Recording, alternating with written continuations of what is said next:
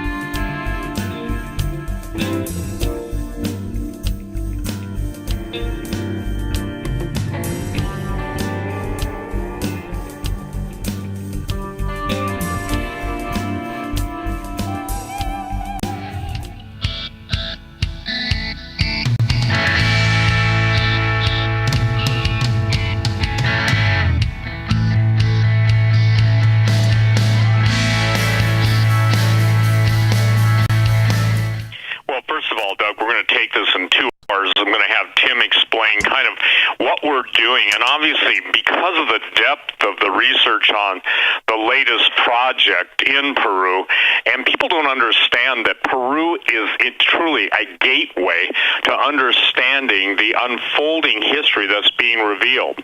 It doesn't matter if it's related to just the Phoenicians, for instance. Forgive me, the Phoenicians and even the Canaanites were in the Peruvian bays, and people have got to understand now we're in that time period where everything that's been hidden and I would say covered up and covered over is coming to the forefront. Tonight, as we're going on this show, it doesn't matter. In astronomy now, they're spreading their tiny wings of truth and telling us about Mars, and they're telling us about Enceladus, or Enceladus as they pronounce it. We're seeing catastrophism. There's stories about obviously blood moons and new moons, and Mars is the closest it's ever been. And this is stuff that terrified the ancients. And so when True Legends took on, and actually Gen 60 expeditions of people to Peru, many of your listeners, Doug, and people from all over the world joined us there.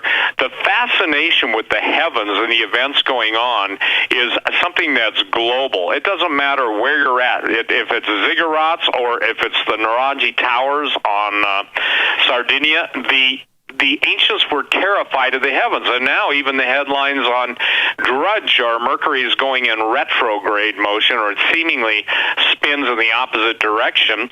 And what we're fascinatingly seeing repeated, if you will, in the major news stories of the world, people are now looking to the heavens to try and gauge what's going on. It doesn't matter if it's they're astrologers, soothsayers, or people trying to claim, I believe, that they're on record as saying the rapture is going to happen, on the 27th? I can tell you all, it won't happen. Okay? Someone says, you arrogant so-and-so, don't take that away from me. Hey, it's not arrogance. It just isn't going to happen.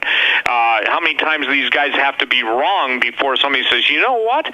Maybe we ought to leave that in the Lord's hands, not the rapture, but the second coming of Jesus. So the True Legends team, if you will, and not only a True Legends team, but we got so much going on that I want Tim in the first hour to basically talk about, we'll go back and forth, but it's really important for people to grasp the amount of planning that goes in. This last venture in Peru was 30 days, including Tim and the film team down there for 21 days, approximately 21 days, and different people joining them from different parts of the world.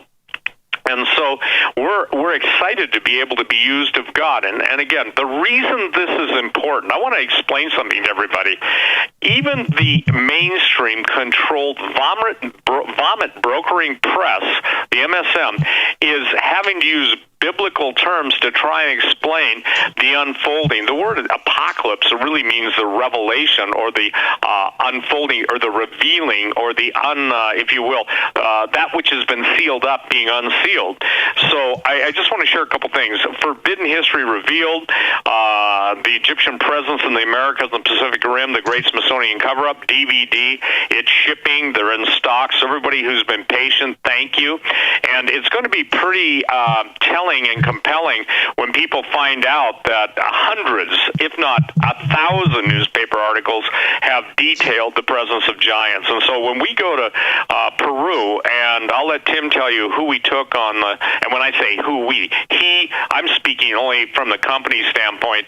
He's the guy that goes into the field and gets to go to 16,000 feet and have some fun, at altitude. But the point being is that we're going to share tonight what's gone on in Peru. Tim, go ahead and share on what, is taking place, what you're free to share, what you'd like to share, and then type it in with the days of Noah and the revelation that you see unfolding, because you were the guy in the Alberino analysis before, you're kind of a harbinger. You got kicked off of YouTube before everybody else. Go ahead.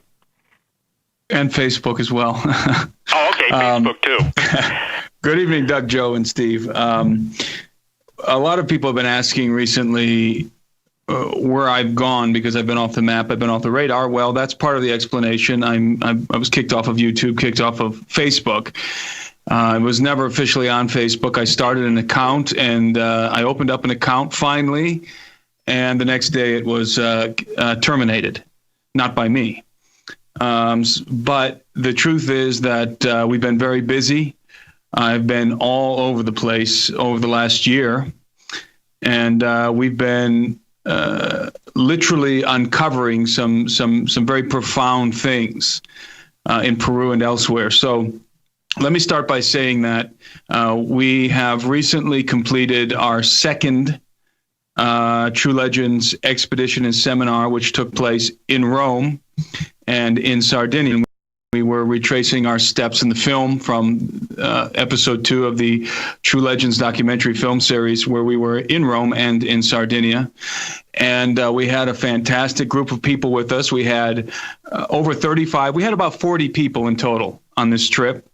And we started at the Vatican, and we walked around the Vatican and the Jesuit headquarters, outside of the Jesuit headquarters, and then just in Vatican City. And then we went over to Sardinia for the majority of the trip.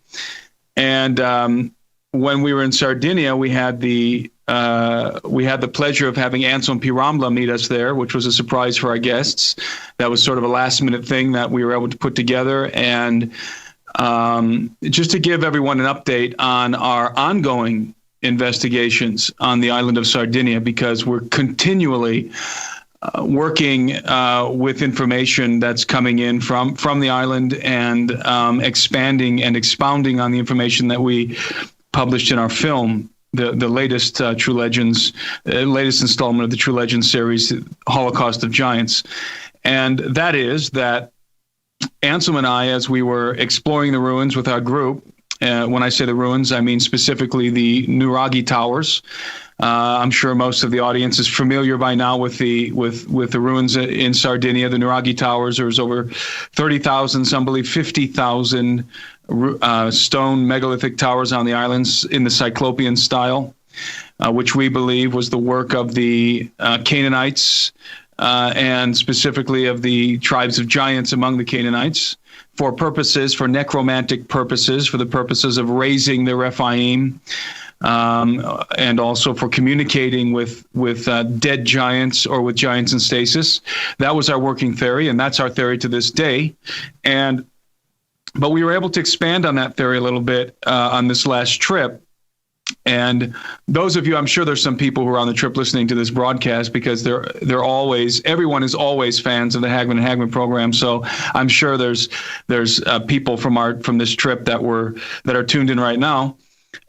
We were Anselm and I and the group we explored the Tower of Barumini in Sardinia, central Sardinia, and it occurred to Anselm and I that there were some very stark similarities between the Nuraghi Towers in Sardinia and some of the towers and other structures, stone structures in Peru that are Inca and both pre-Incan and pre-Incan. And we found something that I don't know that has ever been documented. We talked about it on our trip. We informed our group. We talked in the field about this. This is part of the excitement of going on these trips for people, because sometimes we discover new things while we're on these expedition and seminars with the groups of people who go with us. And we discovered at the Nuragi Tower, at Barumini and at other towers, we discovered what are called mirror wells that were most definitely used to synchronize to map and to synchronize with certain constellations for the purpose of observing the heavens, for the purpose of keeping the seasons and the times and the festivals and so forth that the ancients, that the various cultures would observe, and for other reasons. We think in as it relates to Sardinia, I personally believe that these mirror wells were used for necromantic purposes, again relating to the giants and the tombs of the giants that are associated with the towers, and always in proximity of the towers. And so it was fascinating to discover. We actually found some of the stone basins around the Nuragi Towers, and we found inside of the towers there are what are believed to this day to be wells. And these wells, there's running water underneath a lot of the towers. In fact, I would say most of the towers, the large ones for sure, have running water beneath them, or standing water, usually running water.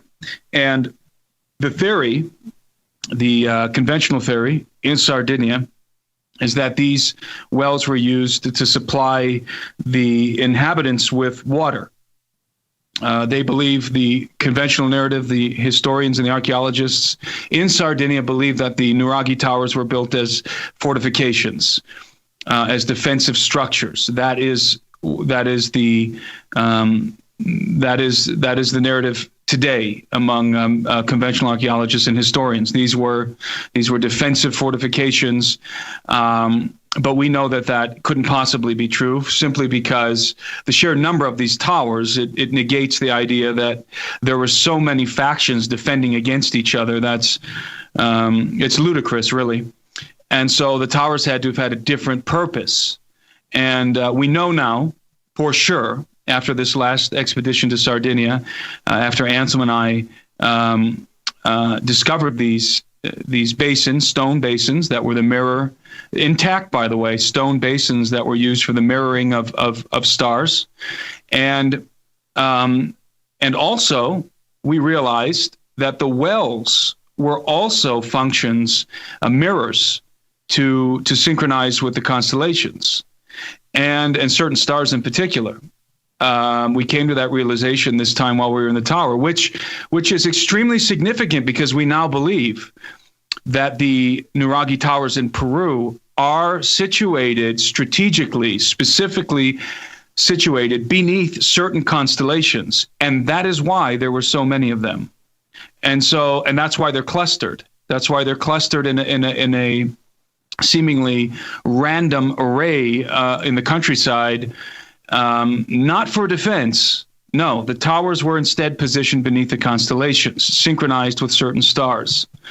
And just like the Inca used to do in the pre-Incan cultures, they would use these basins, fill them with water, and when at certain times of the year, and these were, by the way, precise calculations, certain times of the year, these stars would align with that basin for 1 second or a half of a second. They would illuminate the basin, and it would create a flash of light. And the observers, the astrologers, and the astronomers would sit around the basins. And that's why a lot of these, by the way, these structures are circular. They would be sit around the basins, around the edge of the wall, and usually on benches. And that's the way it is in Peru and also in Sardinia. And as soon as that star was synchronized with the well, it would create that flash for a split second, and they would then record and map the stars in that way. And so we now know that these towers are synchronized with constellations and stars, which further bolsters our our original hypothesis that these towers were used for necromantic purposes, because you have the towers synchronized with the stars, and you have giants buried in the soils and the tombs around the towers. And we know that the giants were obsessed with eternal life, because they didn't have eternal life, at least in the sense that we have it, those of us who are believers. And so the giants are always seeking to be resurrected. They're seeking resurrection, and they want to live eternally, as recorded in the book of Enoch. This was part of their petition to God, that he would allow them to live eternally, or at least 500 years. So we know that this was an obsession of the hybrid race, the offspring of the Watchers. And here we have in Sardinia more evidence, further proof that these structures were built by Canaanites for necromantic purposes, aligned with the heavens.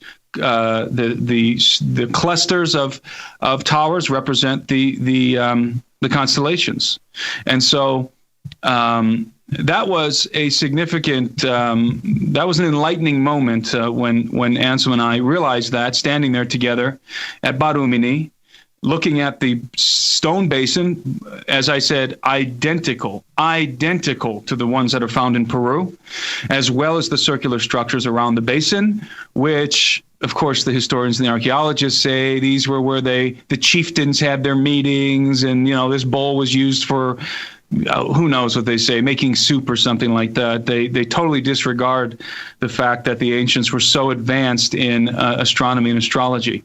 And so, may I interject a question here, Tim? This is sure. Doug. Okay. Are you saying, given the I'm not even sure how to ask this question, but this would supersede or be equal to today's technology? You would need almost today's technology or the equivalent thereof in order to map this out in that fashion. Would that be an accurate statement? Yeah, today we use software to do it, and highly sophisticated software. Right. And it's taken us a long time to develop that software. And the problem, the disconnect that a lot of people have in their minds is, if you go back in time to the Middle Ages, the knowledge of mankind it degrades significantly. That's evident. You go back further in time to the Roman era, the knowledge is still degrading. You penetrate beyond the Roman era, back beyond the Greeks, you start to find evidence that somebody was using technology that was they were not supposed to have. And then, of course, if you go beyond the flood, all bets are off. We're talking about technology that in some ways is vastly superior to what we have today. In some ways, we have a different kind of technology that was developed for human beings. We're talking about when we penetrate back into the pre-flood world, we're talking about technology that was not developed for human beings, but for an angelic race, an angelic species, if you will. So we're dealing with a different kind of technology, what some people call high technology. And so, but in the post-flood context, you had certain civilizations, certain cultures that were able to retain or to recover fragments of that high technology and knowledge from the Watchers, from the antediluvian age. The culture that preserved it most prominently were the Phoenicians, who were the Canaanites.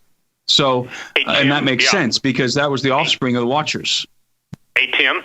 Also, listening to you, it's interesting because, Doug, this is Steve. I hope everybody knows my voice. The kivas, the circular structures that we visited in the desert Southwest, they use the kivas as meeting, many of them as gates or portals to the supernatural, both the star beings and the underworld. And what's fascinating is even some of the early ships' navigation use these bowls, and obviously, the Vikings did a form of it. But I think what is even more fascinating is if you look at the targeting medium of CERN, in other words, the circular nature of it, the fact that these guys are opening portals in a circular manner, and Tim, I'll take it back further than you did. I'll take it back to the Sumerians, okay, and the Babylonians. The fascination with the destruction of catastrophic events, destruction caused by heavenly events on Earth, that has been so well documented. And so when you get back to the oldest recorded history, you have all of the star patterns, even the caves of Altamira, Spain, and Lascaux, France, where they find all these different cave paintings and some of the new recent finds. They finally understood that those things are star patterns. So it is our contention, and Tim, and those of you who went to Sardinia, that what you're seeing is a universal, understanding that something happened in the heavens, and that even, the flood of Noah, or the Jeremiah flood in Jeremiah chapter 4, which I believe was that which God wiped out the antediluvian civilization, and even which resulted in the chaos and the darkness that was on the face of the deep in Genesis 1:1 and 1:2. So why is this relevant today? And Tim, let me just step in here with this, because I think it's important. People have got to understand that Genesis is the beginning.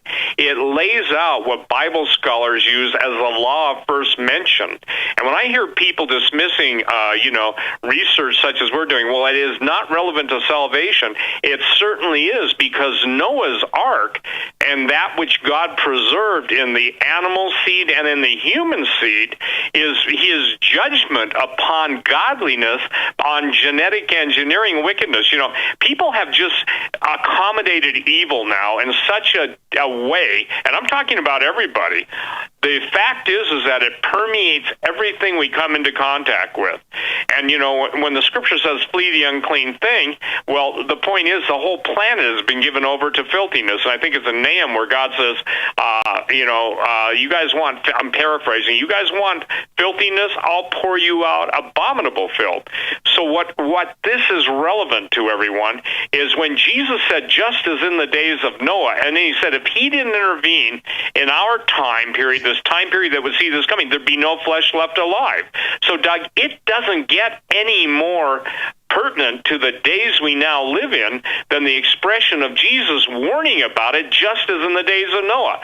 And I get these arcane emails. Don't get them anymore. I don't get them anymore, because I have now most of my emails being filtered, and I won't respond to inanity, and I won't deal with it anymore. I shouldn't have hit the delete button 20 years ago more. But the point is that we're now seeing in the revelation that's coming forth, and the second hour we'll get into the beast of AI.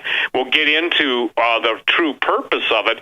And Pastor David Langford made the statement that the word that God gave him for this time period was acceleration. You remember that, Doug, on your show?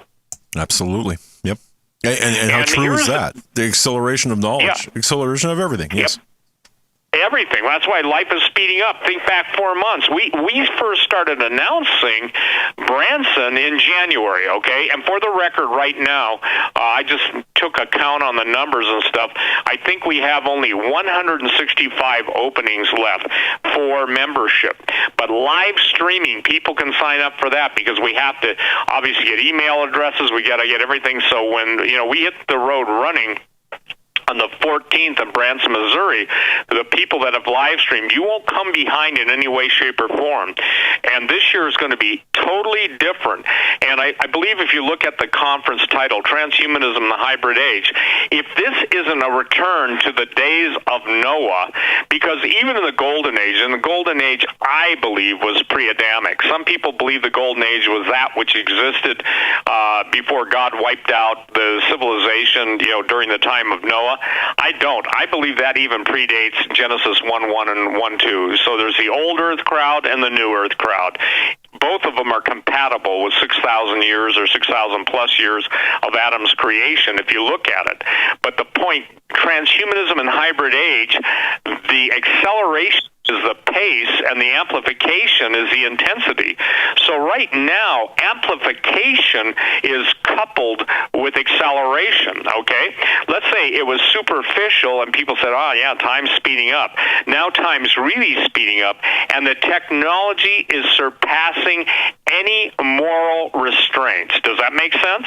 100%. So the amplification or the intensity of events, and that's what we're seeing in our studies. Hey, Tim, will you go in to Peru now, too? Because I think it's important to, you've been off the radar because you've been out of the country, but, share kind of as vague as you need to be, but obviously share what was different about this trip and some of the people you had to bring along, and obviously, deal with the genetic testing experts and stuff, because obviously, ladies and gentlemen, I've said this so many times, we're not just going after the bones of giants, and the Lawrence Livermore Laboratory has gone on record saying they can trace back, generations through bone scanning and a new, basically, way of testing lineage beyond just genes.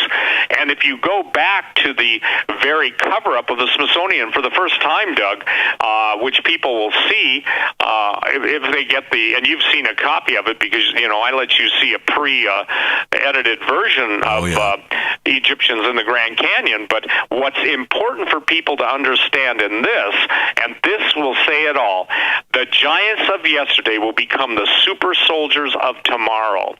And so what's important, okay, is that the DNA of giant mummies and giant skeletons, and when all of Tim and the whole team, Carlos, were in Sardinia, in Rome, this is why the cover-up. Don't kid yourself. If they announce bone technology that can take back, and here's what I can tell you, there are enough types, and not just gene types. Now, I'll use the word osteotypes, bone types, that in essence, every fallen angel, the 200 that originally corrupted the seed of woman, copulated with them. And by the way, again, Jesus said in heaven they are neither given or taken in marriage. Jews said they left their first estate and came to this and took on and can take on bodily functions in our realm. God never meant for that to be, but they did it anyway. So the thing that for the first time in history, when it clicked for me, and it really makes more sense now to me. It's not just that they don't want the biblical narrative of there were giants in the land, both before the flood of Noah and after the flood of Noah, but there is something about the bones of them that they must cover up. And when I saw the ad, the news flash on this from Lawrence Livermore Laboratory, it dawned on me. If you read the book of Enoch, you'll find out that they knew the flood was coming. What Tim and I are trying to tell you is the flood is here, but the flood isn't of water, it's of technology that's ancient, that is out to destroy every last man, woman, and child.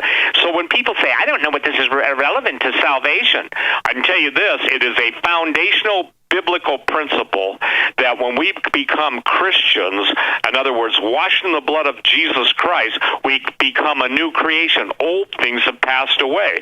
And if you take the fact that God's going to create a new heaven and a new earth, you cannot in your old body inherit that. So the idea of doing away with death, and as Tim said, that's what the cry of hell was. Those in hell were asking Enoch to pray for them, and God tells Enoch, they should be praying for you. You don't need to pray for them. And basically, there is no forgiveness for those. Because, again, the Scripture is very clear. Jesus did not die for the angels that sinned.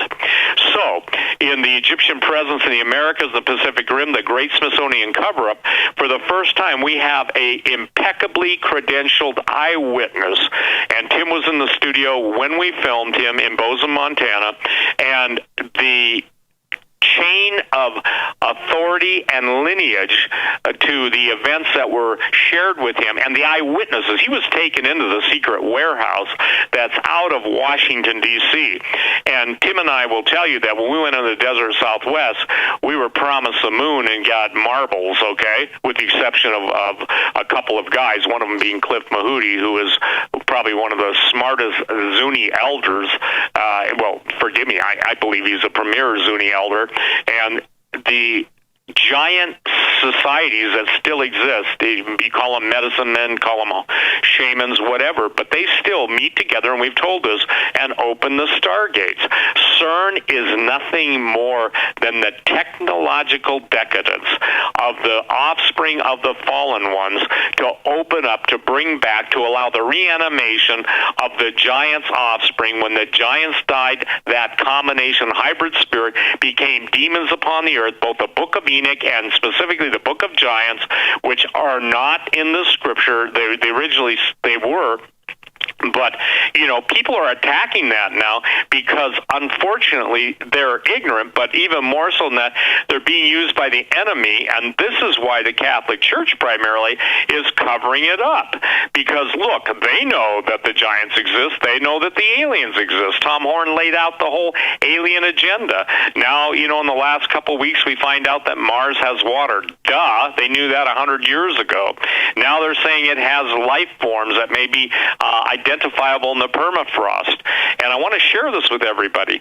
Everything that we're doing and seeking out in Peru is absolutely leading to the same conclusion.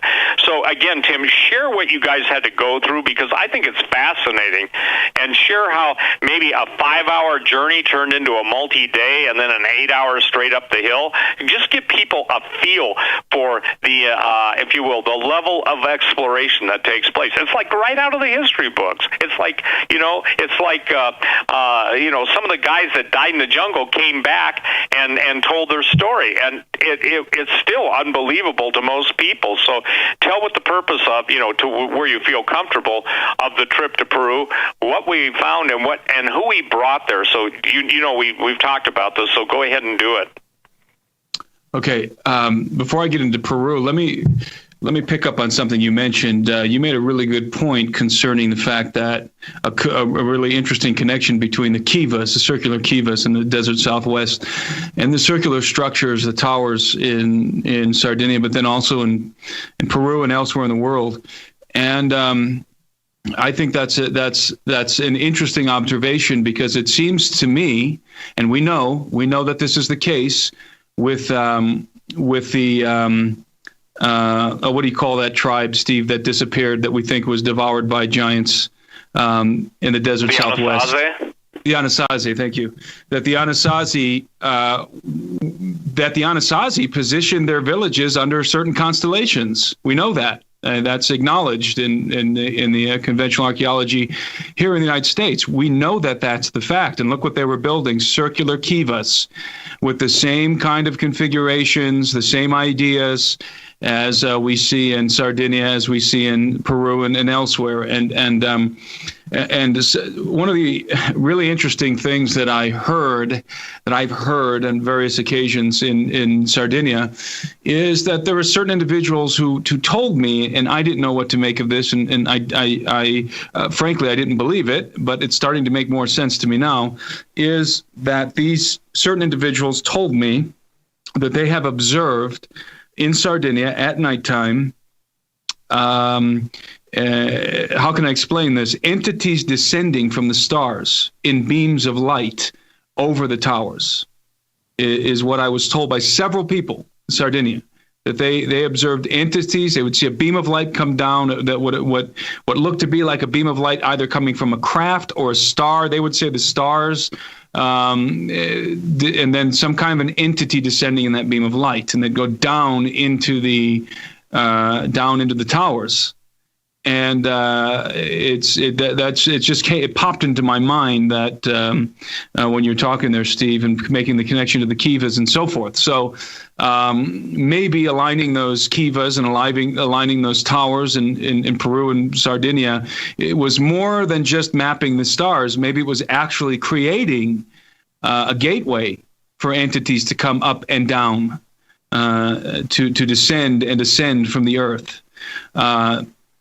Interestingly enough, Ancient Aliens tomorrow will be featuring Sardinia.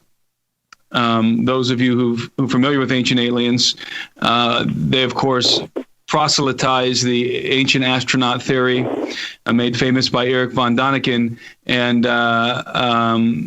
I most likely will be appearing in that episode. They came and interviewed.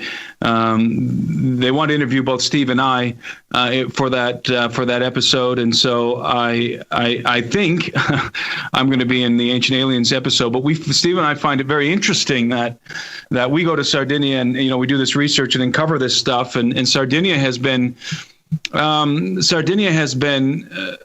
We didn't even know what was going on there. We had no idea. And that shows you how off the map Sardinia was in terms of research concerning giants and megaliths, because Steve, for years and years, decades, has been studying this stuff. And then I was actively studying and investigating with Gen 6. And neither of us had really ever heard of what was going on in Sardinia. So, and certainly Ancient Aliens had never done an episode on Sardinia. So it is very timely, the information that's coming out concerning Sardinia. Of course, Ancient Aliens has their spin, which is the ancient astronaut theory. But I believe that the episode is called The Land of Giants.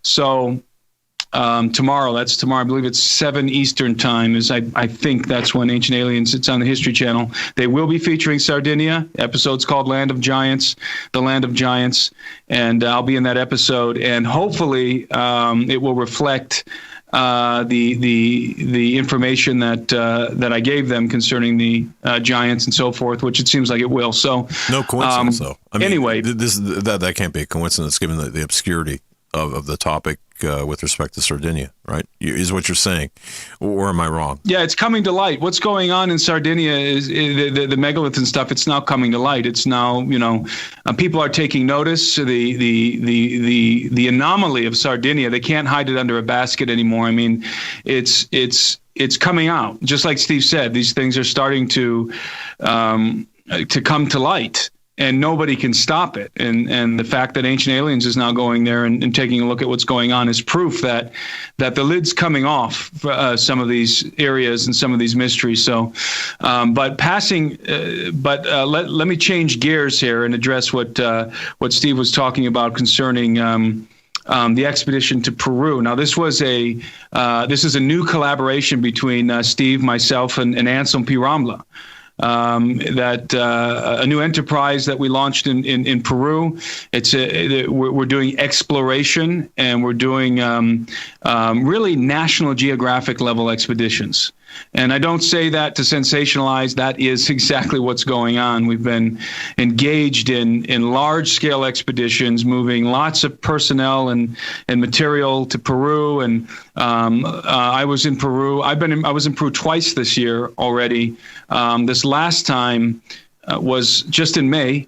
Was just in June, and we had an expeditionary team in Peru for over a month. And consisting of Anselm P. Rambla, myself, and then we had a team of 10 in the field from 5 different countries, individuals from 5 different countries, and Spain, Argentina, Chile, the United States, and Peru were represented in our team. And these are professionals, and we put together a phenomenal team, including our film crew. The guys that we work with, which are highly professional camera operators and field producers. So we had a large operation that we completed recently, an expedition to the to Peru, to a central region of Peru in the Andes Mountains, and we were told that there was an undiscovered lost city, an officially undiscovered lost city in the mountains, ruins, evidence of a lost city and perhaps a lost civilization. And we were told some other fascinating things also concerning this location, which we're not going to divulge just yet. But so we launched this expedition to go and investigate. and explore the area. And it was a lot harder than we thought it would be to get to this location. And to move all of this personnel and all the vehicles and all the gear that we were bringing. I'm sorry, actually, we had a team of 11, not 10. We had 11 individuals, and Anselm and his two sons and some other guys that we've been working with. And then we also had with us Chase Kletsky. And Chase Kletsky, some of you are familiar with Chase Kletsky. She's done some work in Peru recently with L.A. Marsuli with the elongated skulls. And she works, she's involved in MUFON.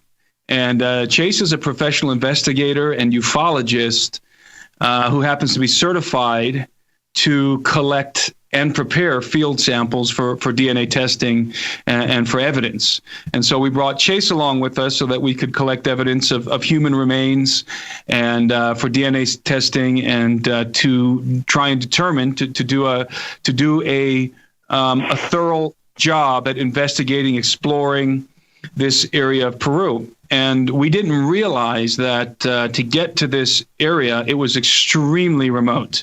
Up in the Andes, high up in the Andes Mountains, we had to literally cross over the top high plateaus of the Andes to get there, which we didn't realize that we were going to be that high. None of us expected that we were going to be getting that high. In fact, we ended up taking the fastest route to the area we were going to happened to be the route that climbed up the highest. It was a route that only miners used.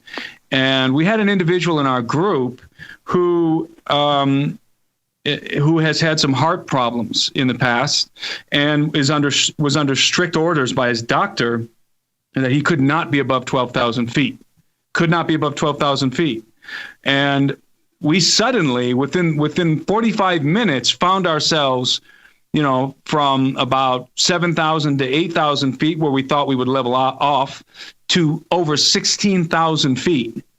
I mean, we were driving through very treacherous roads, all dirt roads, and very high up on these high Andean plateaus at over 16,000 feet, and we had a medical emergency at 16,000 feet with this individual who was dealing with the onset of a heart attack because of the elevation. Couldn't breathe.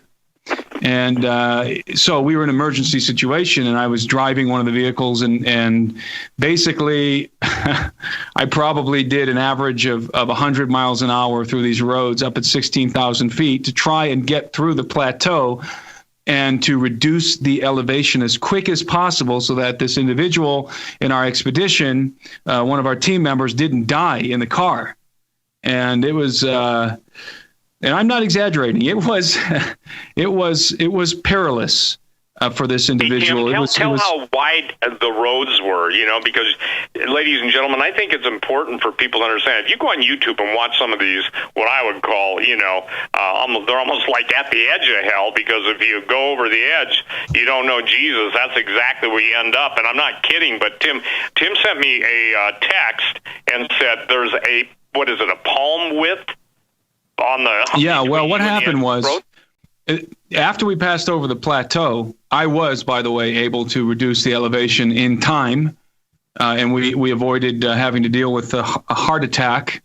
So we were able to reduce the elevation in time and get this person to safety, get this person to a hotel at lower elevation. But that was only the beginning of the trip. I mean, we penetrated in the heart of the Andes. And remember, we've got a group of 11 people in a few vehicles, 4 actually vehicles, with all of our gear and everything. And we ended up on extremely treacherous roads at the end of this voyage before we got to the village we were heading for, very remote place. And these roads were so treacherous that we sent ahead of us part of our crew to go and survey the area, make contact with the villagers and so forth, and kind of prepare the way for us. And when our first crew went in a couple of vehicles, trucks, I saw the footage, and I have it, and their wheels were hanging off the side of a cliff as they were negotiating around the side of this mountain. And it was so bad that there were parts of the cliff that were elevated a little bit. The road, I mean, the parts of the road that were kind of elevated where the cliff was crumbling away. And so as the truck passed over that part, it would tilt to the right, and you'd be staring right down. If you're sitting in the passenger seat, you're staring right straight down to your death, with no room for error on the tire. You know, your right-hand passenger side tire is just kind of almost dangling off the side of the cliff. So those guys, realizing that this was extremely treacherous, finally made it to the village, and the villagers, we had 16 to 20 guys out there repairing the road so that the rest of our crew could pass. And even when we arrived, it was still, I mean, there were places on this road where I had at the most 4 inches between my tire and, you know, 1,000-meter drop or a few thousand-meter drop. It was treacherous. I've been in a lot of dangerous scenarios in the Amazon and the Andes, and this was definitely one of the most dangerous things that I've ever done. Especially with a big group of people like this, and you know, we're responsible for these people. It was our expedition, and so you feel responsible for your entire crew, and you're just praying to God that one of these trucks doesn't, you know, slide off the side of the mountain. But we made it. Tim, yeah, let me just interrupt something. When we thank you, all of you who are supporting us, you know, in the different ways, whether it's financially, whether it's prayerfully, and coming to Branson and stuff, you know, I don't think you understand the total and real gratitude that we have for those of you who are intercessors. Obviously, and Doug, I want you to understand something. At no point does Tim or I or the people that are responsible for the safety of all these people take even the slightest presumption of grace. We praise God for his grace, but we know, and I want to thank you all, we know it's the intercessors, because look, we're like, and let me just share this, even in what we're doing now in the investigation, the lost ancient civilizations, the lost cities, and all of the different, if you will, hidden mysteries and the forbidden histories of the world, now it's time to release it. And so, you know, when you find out that you're blazing the trail for Sardinia, and you'd be surprised who watches us, ladies and gentlemen, but I want to thank you all for your prayers and intercession. And you know, your prayers and intercession cancel out all the curses and the power structures that are against us from revealing this stuff. And I believe the individual who was at 16,000 feet, I believe his life was spared because it was a necessity, you know, for us to, we shared the Lord and everything else with the gentleman, but the point being is it was because it is a divinely appointed time, and it is destiny, and it is the time for the living God to move. And just as he's revealing, and all of you can say this, you may have thought it was crazy when I said, you know, years ago, before God judges America and allows the enemies of America to destroy, he's going to reveal the sins of the leaders and the people's sins before a holy God. You've got the political corruption, you've got the pedophile corruption. You have, this is what's interesting, Tim, we have in the pedophilia and the elite and their consumption of human flesh, everything that was on the island of Sardinia, all the human sacrifice that's in Peru, the Aztec, the Inca, the Maya, the South Pacific cannibals, the giants introduced all those things. And Doug, the headlines of pedophilia are bringing us right back to the Temple of Baal or Baal, and before that, before the Temple of Baal or Baal, you had the Egyptian false gods and the demon gods, Anubis, Anubis, and so this is what's exciting. I'm sorry, Tim, to take away, but the thing is that it all correlates, just like tonight. Tonight was something, and I want people to understand this. We had never correlated the Kivas to the Naragi Towers before tonight. Is that true, Tim? That's true. Okay, and what you're getting a chance to see is what I would call instantaneous revelation. And I got to share this with you.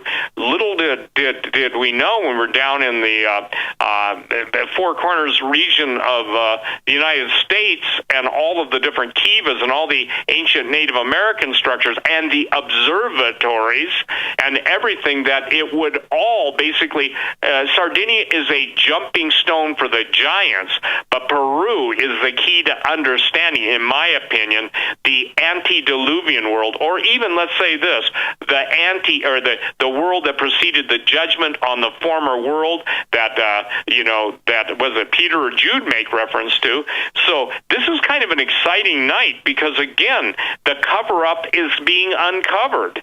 And what that does, now listen to this, as God uncovers the cover-up, it forces the hand of evil to accelerate, and that's the speed, but also the intensity, that's the depth. So when we're talking about the depths of something, we're going down deep. And so I think that's what people have got to understand.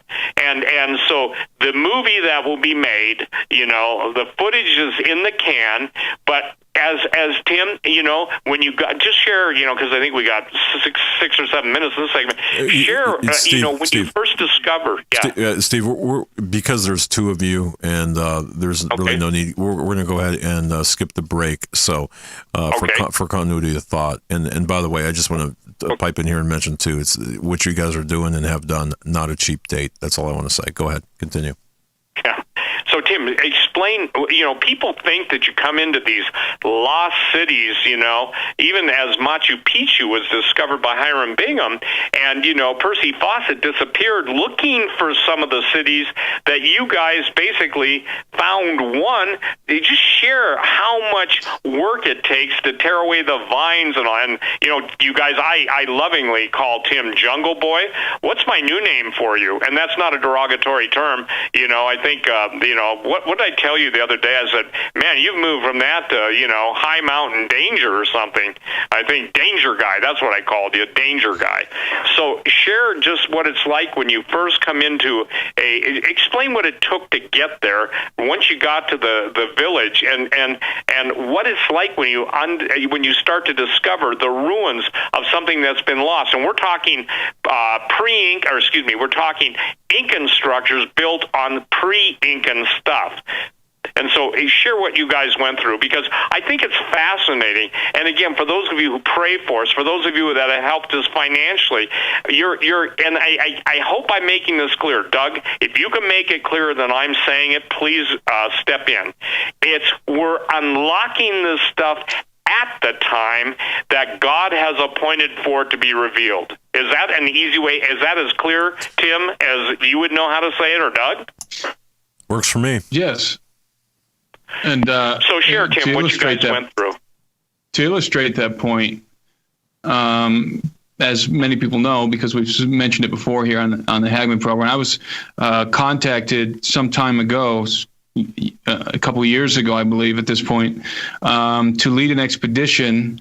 They were considering me to lead an expedition through the jungles of Bolivia into Brazil, looking for the lost city of Z, with some other individuals who had been there before, a billionaire and his partner, and it's the famous story of Percy Fawcett, which we won't get into. But I declined because we had other things going on, and because I didn't feel like it was a good idea the way they wanted to do it. So, they never found it. And I don't even know if it was going to be a film project with the History Channel and so forth. And they never found it, as far as I know. And nobody ever has, the lost city that Percy was looking for, which, by the way, was the lost city of giants, according to Helena Blavatsky. That's what she told Percy Fawcett. So I find it interesting that they're looking for lost cities that they can't find.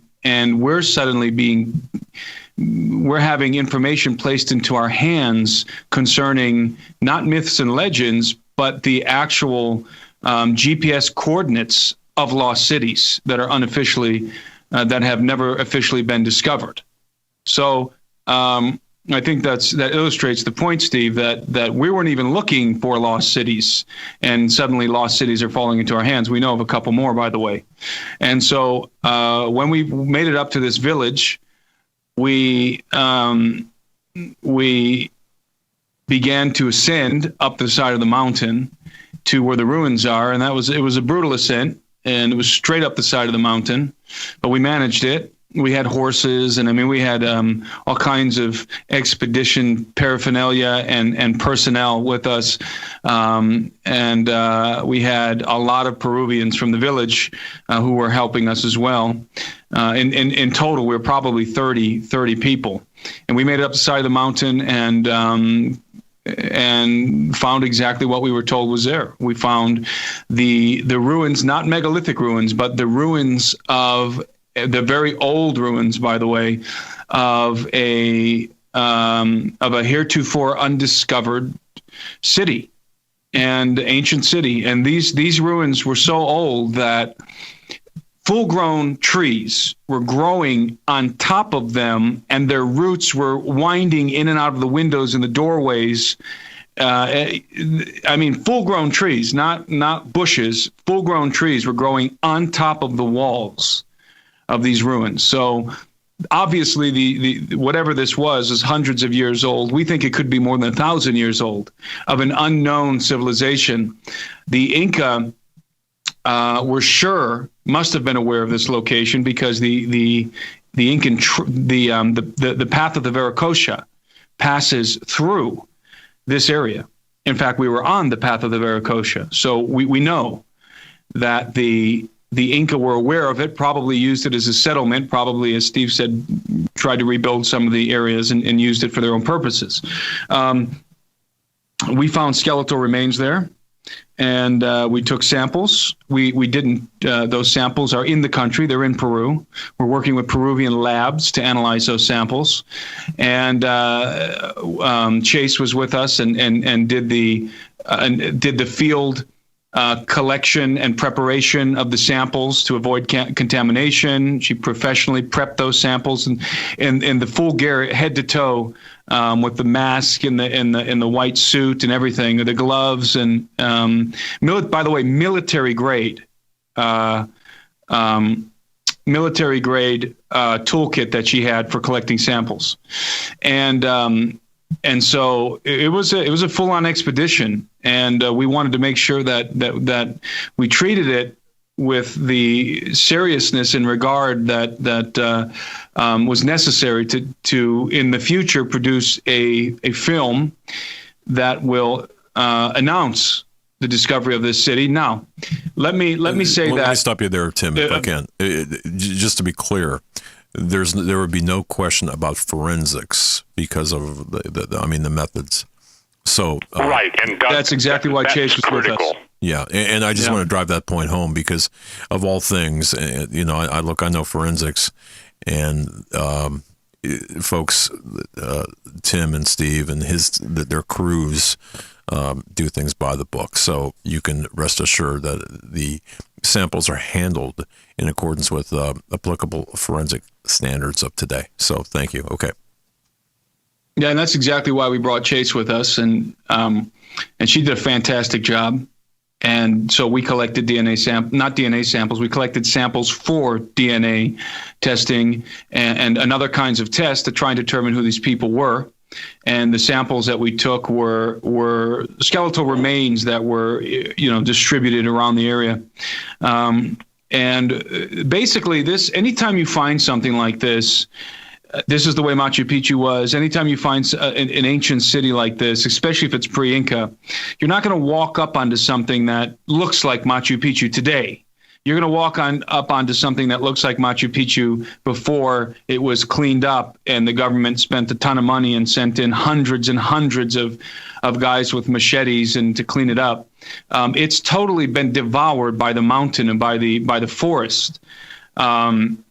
The area is known as Tauripunku, which you won't find it anywhere, because what I was going to say was that the only ones who know of this of this lost city are the villagers. So we didn't discover it ourselves. They did, but it's never been officially disclosed. The government of Peru has no idea it's there, and it's vast. I mean, there's a lot of ruins up there, covering a few mountains at least. But again, totally. Tim, let me interrupt you. Again, this is important for people to understand, ladies and gentlemen. You're hearing in real time information that's never been given before. And just like on the Giza Plateau in Egypt, it's never what you see on top of the surface. And because of the what I would call archaeoastronomical positioning, in other words, they built their buildings in conjunction with constellations and specific stars like Sirius the Dog Star. The idea is that they knew that the ancients, their forefathers, even like the giants, they knew exactly what was going on. They knew exactly where to go to, and they knew, if you will, the ley lines and everything else. When you're talking about an undertaking like this and using, advanced scientific LIDAR and different forms of ground-penetrating radar on all this stuff, you get into a realm of where these areas, Doug, and I hope your readers understand that some of these areas that they're now just discovering through advanced technology and sideband radar, etc., those things have been buried for thousands of years. So the point is, obviously, from the Inca forward, we know when that empire existed. And then before that, we're going right back, and I want to share something. The fruit of evil is manifested in the practices of cannibalism and child sacrifice. There is something about innocent blood and human innocent blood. And I went on record, Tim, you were in Peru, I think, when I said this, but I said, we are cold fusion generators, and that fusion of young blood is what basically these entities feast on and desire. And it's just like when you deal with cannibalism throughout the world, and I've studied it for 45 years, the point is it's always the young. It doesn't matter what culture, it's always the young. It's the young virgin. It's the, if you will, it's a child. And the Phoenicians and the Canaanites, they were big on killing babies. Obviously, Molech was worshipped. And even, Tim, do you know the name of that ceremony on Sardinia where they dance around with, baby dolls indicating that they're sacrificing them? That's one of the, I don't remember the specific name, but it's one of the festivals that derives from the Nuragic culture on the island. Right. And one other thing I want to recommend, at the same time Tim and the film crew were down there, the Santa Elena, where the giants, where the native or indigenous people recorded that the giants came, and by the way, they're blonde-haired and blue-eyed, so these aren't, Amerindians or Amerindians crossing the land bridge. I mean, we're talking big dudes. It's interesting that they talked about the ships, and obviously those of you who have seen Holocaust of Giants and the Unholy Sea, you know how we're laying this thing out. But again, I think that the great misnomer is what you see above ground is where the action is. It's always beyond what you see. It's always underneath what you see. And at the same time, Tim, you guys were in Peru, the previous time when the Bolivians, when, they weren't ready to greet you with open arms, but rather with machine guns. The word out in what I would call the black archaeological community, black means secret, it has nothing to do with racial color or anything, was that they had discovered the underground citadel. And they had to call the U.S. for help to deal with not dead giant bones, but with the real thing. So, people say, well, when are we going to see a giant?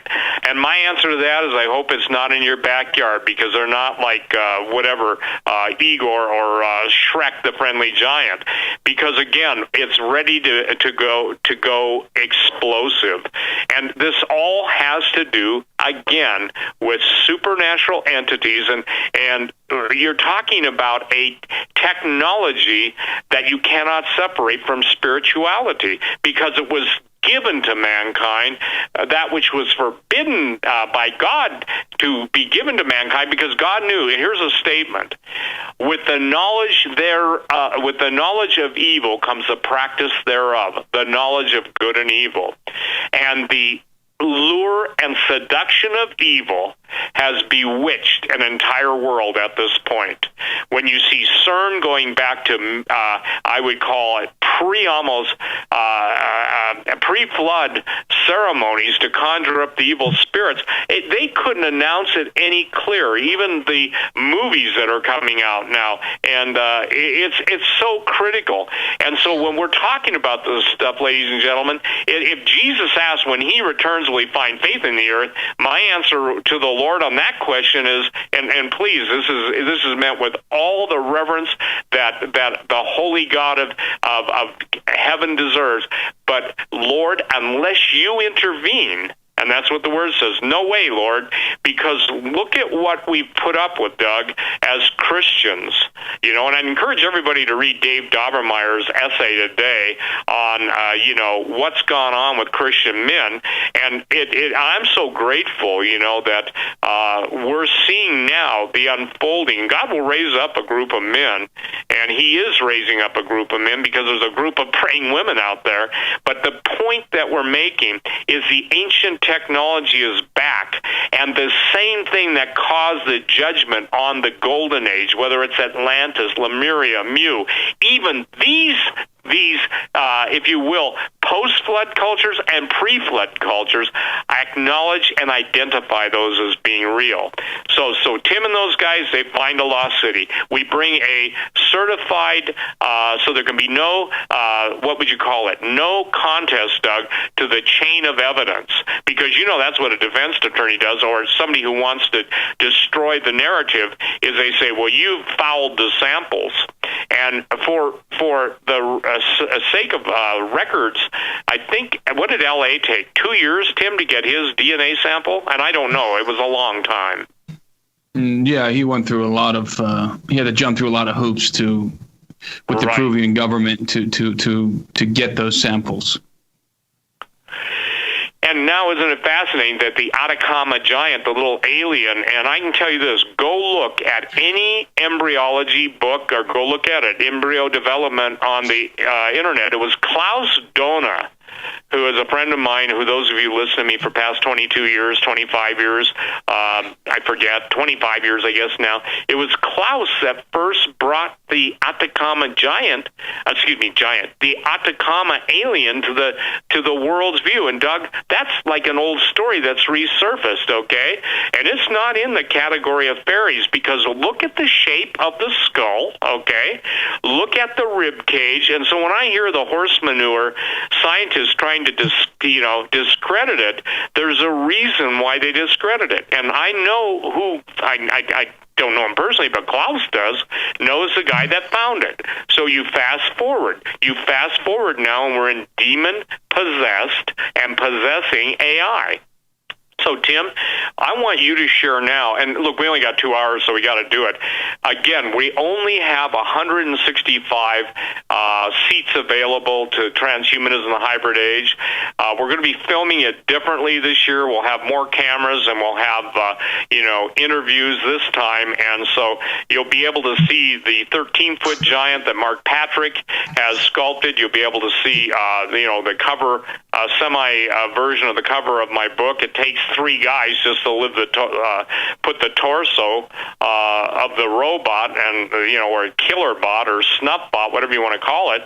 So no longer, Doug, can we talk about stuff without a basis of understanding that 13-footers are small, and that these genetic, if you will, anomalies of these things are in the super soldier programs of DARPA in the United States, and the Chinese are doing it, the Russians are doing it, everybody is doing it.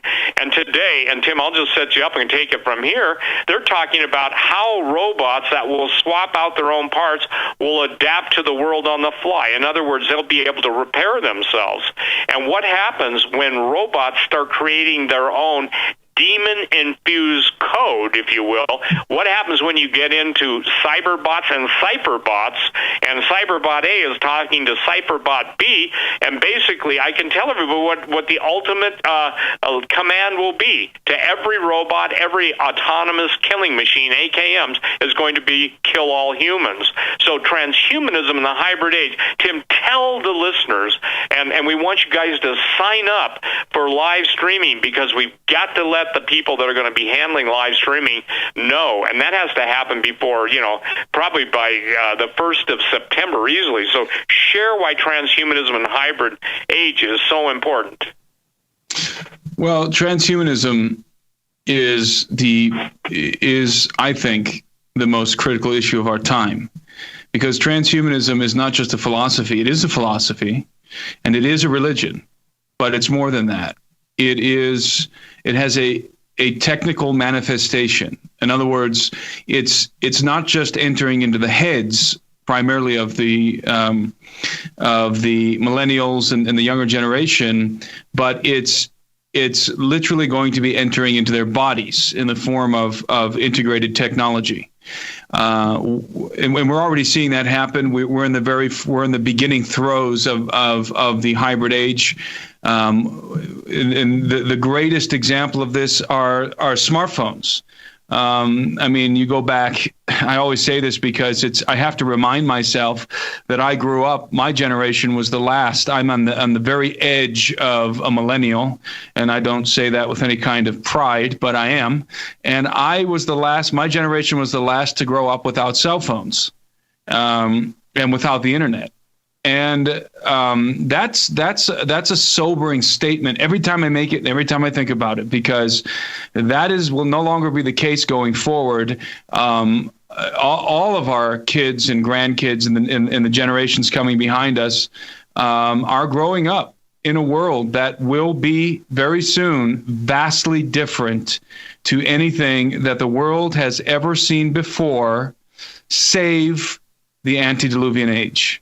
The antediluvian age is the only parallel that we can draw between the time that we're coming into, which is called the hybrid age. And the hybrid age is not our terminology, it's theirs. And when I say theirs, I mean the technologists and the futurists are calling the age that's coming the hybrid age. And I'm sure you're all aware of why, and we've talked about it a lot, but the hybridization of human beings with technology, in the form of cybernetics, in the form of artificial intelligence, in the form of virtual reality, in the form of nanotechnology, and then also the hybridization on a genetic level, where we're actually all going to begin, and we already have, but publicly, we're going to begin commercially, we're going to begin to alter the genetic blueprint of the human race. So you combine all of this together, and what you have is inevitable, by the way. It is inevitable. It is an inevitability that cannot be stopped, will not be stopped. It is coming, and there's nothing that anybody can do to stop it. It will come. It will happen. It's prophesied to come. And so it is the greatest issue of our day. I would actually say that there are two issues. They're interrelated. And that is the resurgence of the first hybrid age in the form of the second hybrid age. And coupled with that is the alien question. I think those are the two most dynamic issues of our day that are affecting people both mentally and physically every day, and millions of people. The cell phones that we hold in our hands, we're watching them get faster exponentially. We're watching the processor powers, the processing power of these handheld devices get much faster as the devices get smaller and thinner. And what's happening, and most people don't realize this, of course, Ray Kurzweil and the futurists know that this is happening, and they're already they've predicted it, and they're already preparing for it in a commercial sense. The cell phones are getting smaller and faster, and they're going to get smaller and smaller and smaller until eventually you're not going to hold it in your hand anymore. It's going to be integrated into your biology. On some level, and if it's not integrated into your biology because you don't want it to be, it's certainly going to be integrated into the biology of the majority of the human race in the coming days. Why? Because they're going to be accessing an internet that's very different than the internet that we know today. They're going to be accessing and interfacing with a strong artificial intelligence at the speed of thought. That's where the internet's going right now. The internet isn't as fast as our thoughts. It's as fast as our fingers. It's as fast as we can move mouses and navigate. But imagine when the internet is being controlled by your brain, by your mind. It's going to be as fast as thought. And again, your brain will be interfacing with artificial intelligence. It already is, but not to the extent that it will be. This is a reality. This isn't like the changeover, the transition from the early 20th century, when people were still just a little over 100 years ago, when people were still using horse-drawn carriages and there were gunslingers in the Wild West. To today, a little over 100 years later, that transition, now we're using, obviously, automobiles and airplanes and space shuttles and smartphones and the internet. That transition was drastic. It was quick. It was exponential. Well, it's going to be just as drastic, just as exponential in 100 years from now. We think we're advanced. We're only just getting started in terms of the integration of human biology and technology. And right now, and I have a book coming out, God willing, at the end of this year, that traces some of this and connects it with the alien question and other things. And what we're facing now in what, especially our kids and our grandkids, as I said, the next generation, is a world that is so different than anything we've ever experienced before. We have no context outside of science fiction and outside of the first hybrid age, in the antediluvian world. We have no grid. We have no context. We're developing strong artificial intelligence and cybernetics and all of these other things. And the question is, to what end? Where's it going? And that's something that Steve addresses in his new book, Terminated. And it's happening. And there's some things there are some issues that you can determine whether or not you're interested in certain topics, whether you have the time for it, whether you feel like it's interesting enough or it's relevant enough to squeeze it into your busy life in the form of books or YouTube videos or documentaries. This is not one of those issues. When we talk about transhumanism and the hybrid age, this is not something that people have the what's the word I'm looking for? It's not optional. Thank you. It's not optional. It's here, and it's coming to a greater extent. There's no way to avoid it. You can check out, depending on how old you are, you can check out and just sort of coast out of the scene before things get really hot. But if you have children or grandchildren, they're going right into the middle of it. I mean, they're getting thrust into the hybrid age, into transhumanism. And who's preparing them for what's coming? Who? Certainly most churches are not, and that's not knocking churches, but it's just a fact. So we see it coming, and Steve has seen it coming for decades, and Tom Horn and some of these other people like Hugo de Garis, who was involved in developing artificial brains. I mean, this isn't just a researcher. Hugo de Garis was one of the guys on the front lines developing artificial brains. So he was in the fray, and he's very disconcerted about the work that he's done. And he feels like he might have contributed to a future apocalyptic scenario that might unfold. And that's evident in his book. And so, again, this is not an optional subject. This is something we need to be briefed on. This is something we need to understand. We've been talking about it, ad nauseum on the radio, and Steve and Tom for decades, and I've been talking about it a lot recently, and lots of other people, the people who are coming to our conference. So, but what we're doing at this conference is something really unique, and that is we are pulling together and have pulled together a group of professionals, a group of researchers and professionals who have never come together before. And that is a very accurate statement. There is no sensationalism in that statement. This group of people has never been assembled before or anything like it. Because we've got guys the likes of Hugo de Garis coming from the world of actually developing this technology. Then we've also got the researchers like Tom and Steve who've been in the game for decades. And then we've got Richard Dolan coming over from the world of ufology with very interesting perspectives on some connections there, and Sharon Gilbert coming over from the world of biology. And we're pulling all of these people together at this conference so that we can cover every angle of transhumanism in the hybrid age, from the actual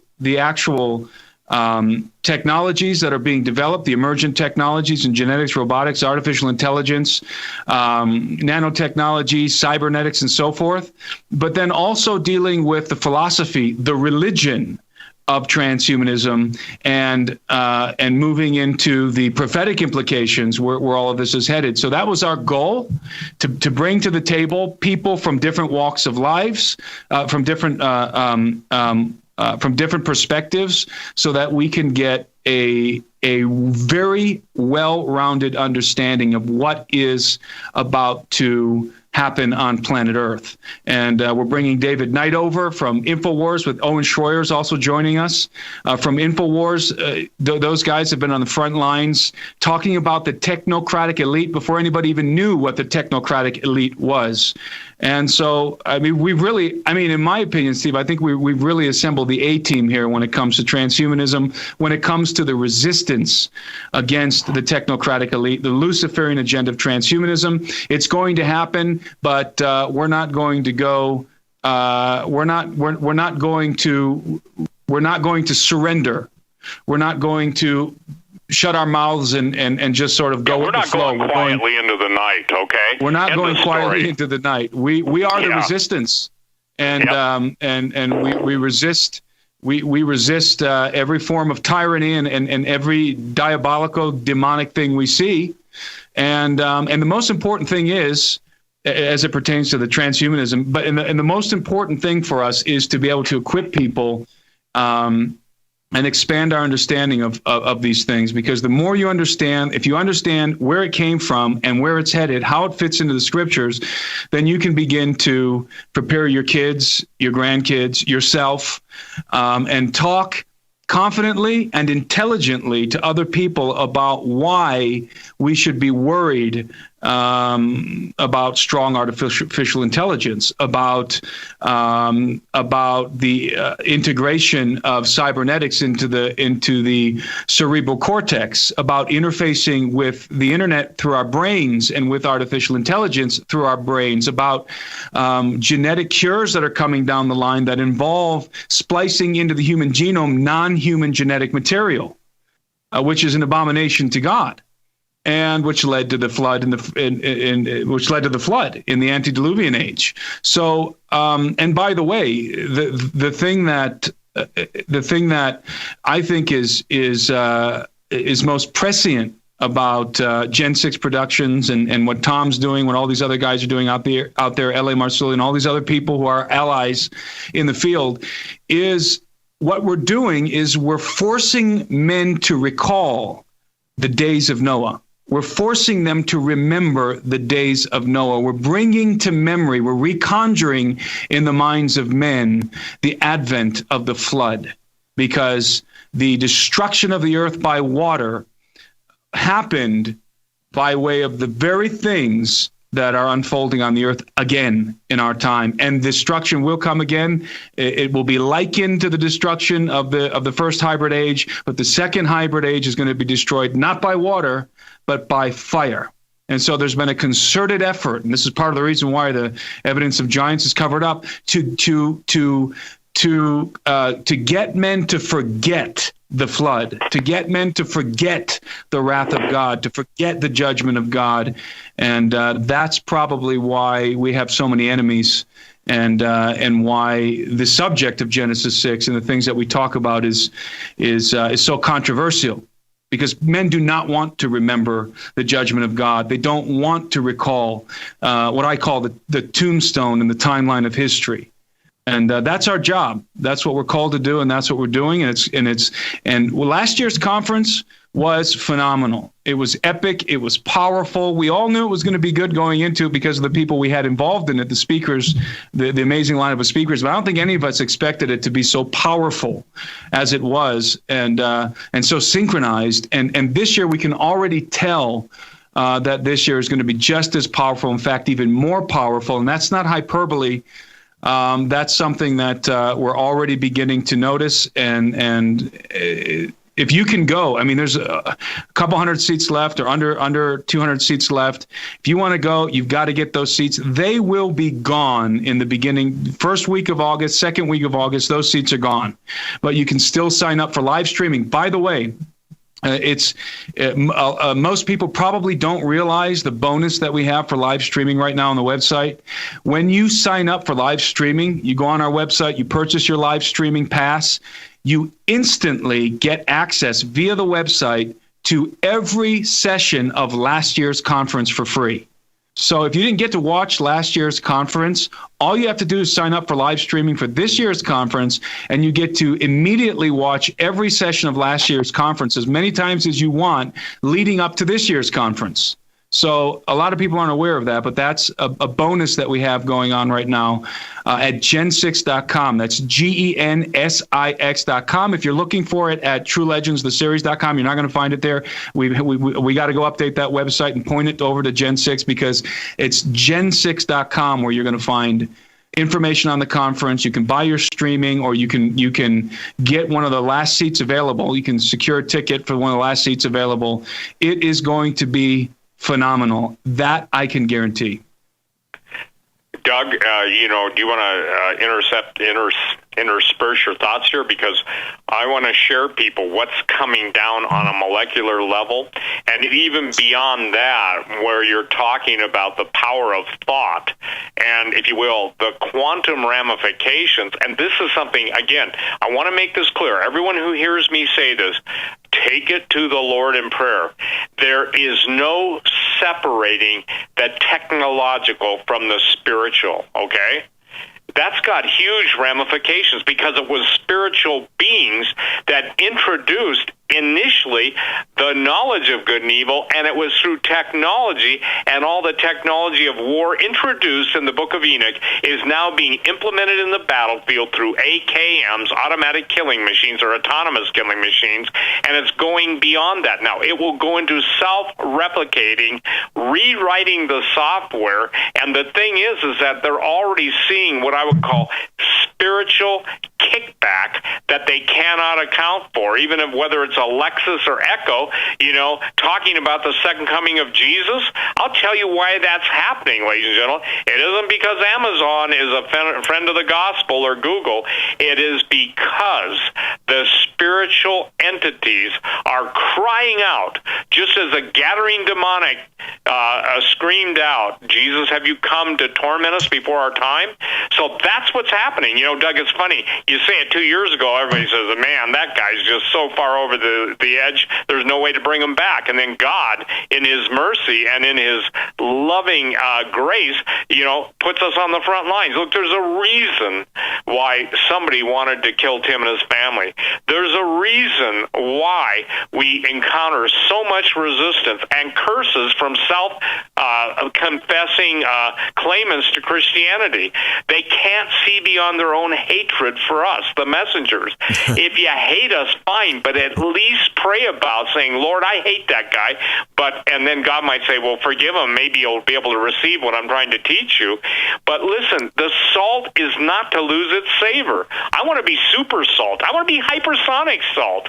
I want them to, and I'm assured of this, I want them to hate me so that the power of God might flow to everybody at Branson. Here's what I think. I said it last year.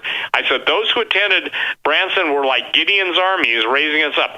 This year, ladies and gentlemen, you who are going to be there, and this isn't a pep talk. I don't do pep talks. I think I do what's called reality-based kicks on the butt, okay? And I don't know what that would be. Reality-based, KTB, reality-based RB, KTB. But the point being, Tim said a powerful word, equipping of the saints. If the saints are not equipped, they will be destroyed. What basically, you're ready to be turned by a steamroller, and that's what it means when Jesus said the salt loses its savor, it's henceforth good for nothing, to be cast aside, and again, I'm just paraphrasing that really quickly. The point is that you become, when salt or natrium became no use, they used it to pave the roads with. And so unfortunately, Doug, I'm sorry, in today's contemporary terms, if you don't take on the authority you have as a believer, if you don't rise up as men of God, if you don't, as women of God, quit fighting for a position that is not that for which God created you, and you will go with the way that he leads you, and thank God for all the women of God that are praying, because again, in essence, I don't want to be roadkill. And that's what Jesus is saying, because, I got news for anybody. Go stand in front of a steamroller or whatever the latest, greatest killer autonomous tank is, and you're going to be one, all right, with the universe. You're going to be road pavement, or you're going to be a light that just gets blown up because the storms are coming. We don't need hurricane lamps. We need basically blast torches of fusion energy withstanding the powers of hell. So when God, the book of James says, resist the devil and he will flee, that's not an idle promise. But you've got to know who you are in Jesus. I've got to know who I am in Jesus. We all need to know who we are in Jesus. So when the leading think tanks basically are getting torqued at two guys pretty much, me and Tom Horn and I, because we're the leaders of, and I hate the word, I told Tom that, the milieu. What that means is an assembly or a group of people. They could not acknowledge that when the enemy comes in like a flood, the Spirit of the Lord raises up a standard against it. That's one interpretation of that scripture.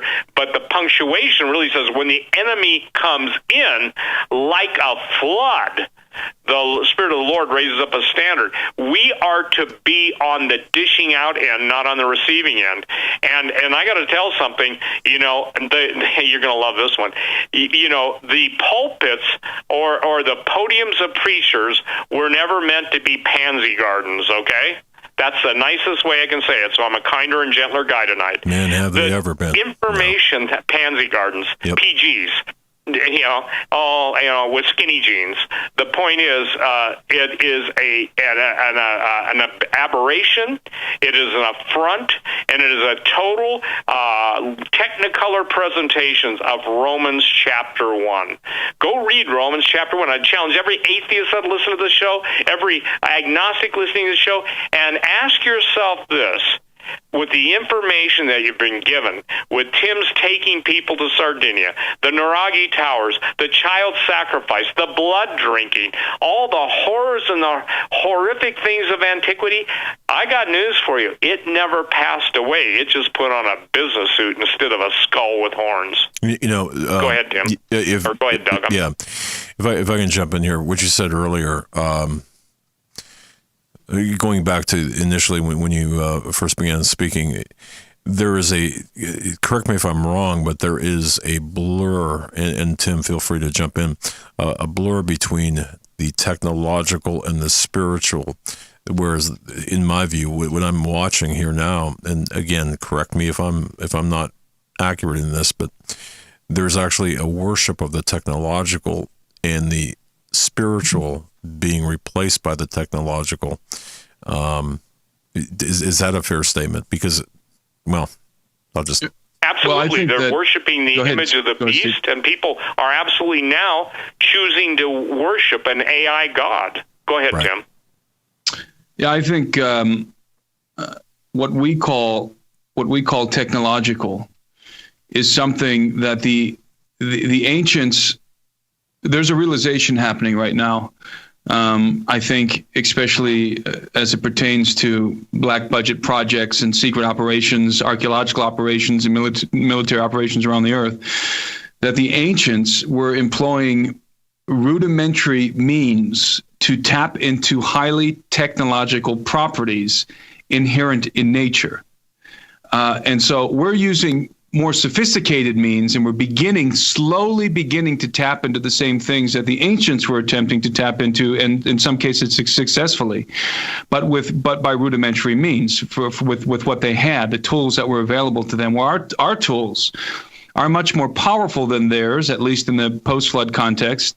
And so now I think that honest scientists, especially particle physicists and theoretical physicists and so forth, are encountering is what the ancients have been talking about for a long time, attempting to tap into, which is the properties inherent in nature, which remember when the earth was created, that the sons of God shouted for joy. The B'nai Elohim shouted for joy. That was before Adam. And so they watched the constituents of matter come together. They were perfectly knowledgeable concerning what we call particle physics and the atom and the nuclear sciences, and what we consider to be advanced sciences. We're not really inventing anything. What we're doing is we're discovering and we're rediscovering things that are already known by other entities, non-human beings. And so, as we push the boundaries of science, we're just uncovering more and more of the technological properties inherent in nature. And because look, the angels, what we call angels, what we're talking about when we talk about angels is when I talked about this in Branson last year, is what we're describing is a very old, very advanced culture. These aren't just chubby little angels with wings flying around playing harps like the Catholic Church depicts. These are highly sophisticated entities that are using technology. They have their own language. They make music. They keep records. They're obviously extremely intelligent. They have a means of transportation that is beyond our comprehension, or at least was beyond our comprehension. And so they're employing what we would call technology. They're using what we would call science. Our civilization, human civilization, was not invented by human beings. It was inherited. We inherited civilization. We didn't invent it. And so this, I think, what's happening very, very quickly because of the tools that are available to us. Remember, over 100 years ago, a little over 100 years ago, we had horse-drawn carriages and so forth, and now we've got Tesla cars. I mean, we're quickly coming up against those boundaries, which, when breached, those technological boundaries, those properties inherent in nature, which, when breached, we're going to come face to face with entities that we didn't realize were there, and so there's contact. There's contact with these entities, and I think in some ways they've been veiled and they've been prohibited in some cases from making contact with us, but we can make contact with them, and that is what a lot of these. Go ahead. Yeah, I'm sorry. If I can interject here, this segues into what you were saying earlier about Ancient Aliens, which is on the Tomorrow History Channel, which you may appear based on their editing, what they did with editing. And again, correct me if I'm wrong, but many people look at this alien UFO stuff as being intergalactical or interstellar versus interdimensional, which is where we are at, where you are at, and where the evidence is at. Is that correct? Yeah, well, when you talk about interdimensionality, we're interdimensional. We operate in 4 dimensions. So if you penetrate beyond those 4 dimensions, you're moving into the greater reality of created order, where other things are trafficking. Maybe Adam could interact with more dimensions than we can. We've certainly degraded from Adam. I mean, we've declined genetically from Adam. Our capabilities are nothing compared to what he had. Simply basing that simply on the degradation of our genome and of our brains and so forth. So what I'm saying is simply there's among the elite those who are using the technologies that are far more advanced than what we see in the commercial realm. The military, the black budget, the black project military grade technology that's being used, which is a derivation of ancient technology. These people are coming into contact with entities and are now, I think, in some cases are being directly controlled by non-human entities that are adversarial to God and adversarial to us. Absolutely, and it is my contention. Here's something, Tim, that nobody ever deals with. Obviously, we do, because that's the direction the Lord's leading us. But where does everybody think a third of the angels hang out, at the oasis on Neptune, or, beyond at Altar 1 or Andromeda? No, the love of money is the root of all evil. The control of money is the root. The love of money is the root of all evil, but the control of money is the control of all evil. These guys are the ones who, I would say this, in power. They've stayed in the invisible realm, but God is going to allow everybody. I don't know how soon, okay? If I knew, I'd tell everybody, okay? I'm not good at keeping secrets. I want you to know. But if I knew, I would tell you. All I can say is this. As we mess with the fabric of creation, as we change the visible light spectrum through geoengineering, weather warfare, and electromagnetic augmentation of the atmosphere, everything that used to be able to hide and cloak their wickedness is going to come forth into the forefront. And Doug and Tim, as we're talking tonight, listen, this is so interesting. Unearthing the mysteries of Egypt and the dunes of the California coast. Most people forget that, obviously, Cecil B. DeMille's The 10 Commandments, okay? What a great movie. I must have watched it 50 times, I love it. I remember Yul Brynner's classic words, speaking to Charlton Heston, "Your God is God." And remember that now they're unearthing the movie set, and isn't it interesting? It wasn't what's on the desert sand now. It's the idea that the very set, the entire set, and I think they said it took, hundreds of men and 3,000 animals, and we're right back to the time of unearthing, this is on National or LA Times, unearthing the mysteries of Egypt and the dunes of the California coast. Look at the days we live in. The plagues of Egypt, I smile. I said, thank you, Lord, for your neon signs in the desert, for those who have eyes to see and ears to hear. And I, by the way, will post that on my website pretty soon. But it's all converging now, okay? Look, you remember the New Age they called the harmonic convergence? I called it the moronic convergence. Look at the abject paganism of the Burning Man. The Burning Man goes back to a Druid human sacrifice, if you will, practice of putting people in a wicker man, live people, and burning them alive. And basically, total paganism has rejected the God of the Bible, has rejected Jesus Christ. And, you'd expect that from the world, but you wouldn't expect it from the high. I want to hug you. I just want to love you into the kingdom. Oh, you're so wrong to judge. Take it up with God. The Bible says the Lord is angry with the wicked every day. He destroyed the world that existed before the creation of Adam and Eve. He destroyed that world that was. He is not going to wink at sin much longer. So I think this is mind-blowing, Tim. We're on the radio for the record. It's July 26th. And one of the lead stories of the LA Times is unearthing, if you will, the lost mysteries of Cecil B. DeMille's set on Egypt and the whole 10 Commandments. Look, The AI has their own commandments. All it's going to be is Satanism cloaked in techno terms, and language are compartments or containers. They express thoughts. So by the grace of God, Doug, thank you for letting Tim and I share tonight, because look, we're not just trying to talk about, somebody says, you just talk about old crap. You never talk about Jesus. I said, well, then you better get down and repent, because Jesus talked about the judgment of Almighty God on sin. He talked about there is no other way, the exclusivity of the cross. I'm sorry, but all roads don't lead to heaven, as Jimmy Buffett or the Pope would say. And now you've got the Pope fulfilling the role of this present Pope, and some people say, well, he's not really a Pope. Well, let's just say this. He holds that office, and he's making excuses for evil, and he's mocking righteousness at every corner that he can. We are living, you guys, truly in the end times, and it's no longer future tense. I think that's something we've got to get everyone to understand. It's all in play now. And I just want to address something that's interesting.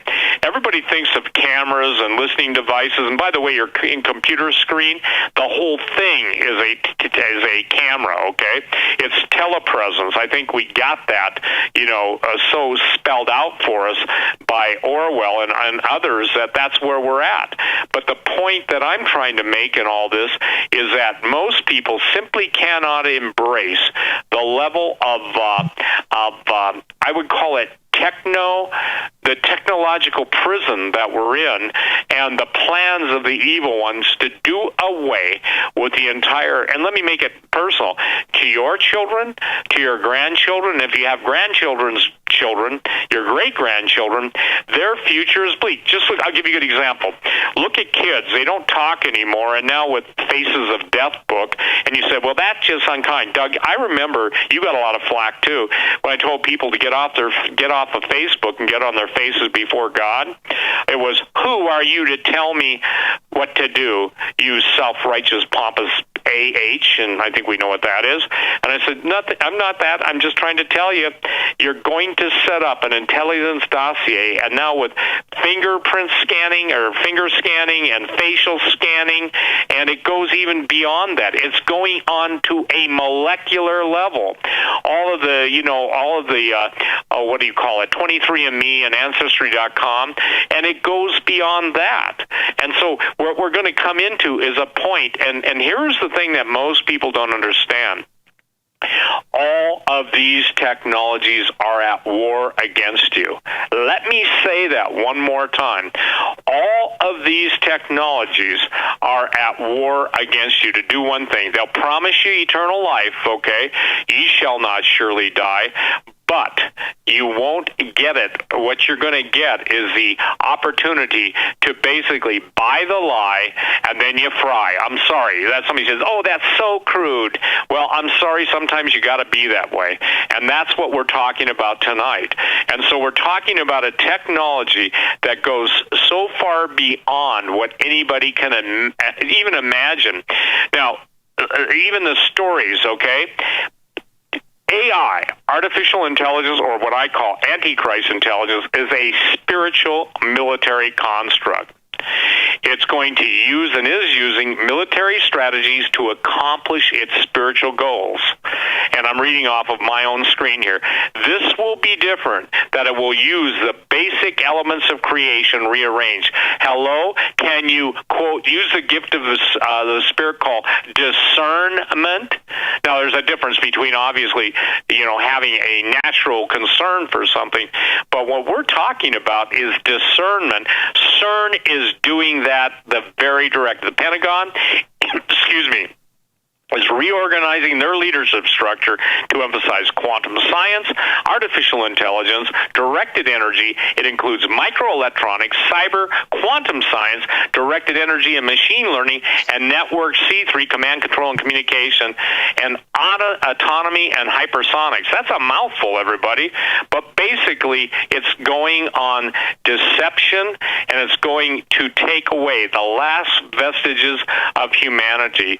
You are are being absorbed into the Borg, and only Jesus can keep you from that.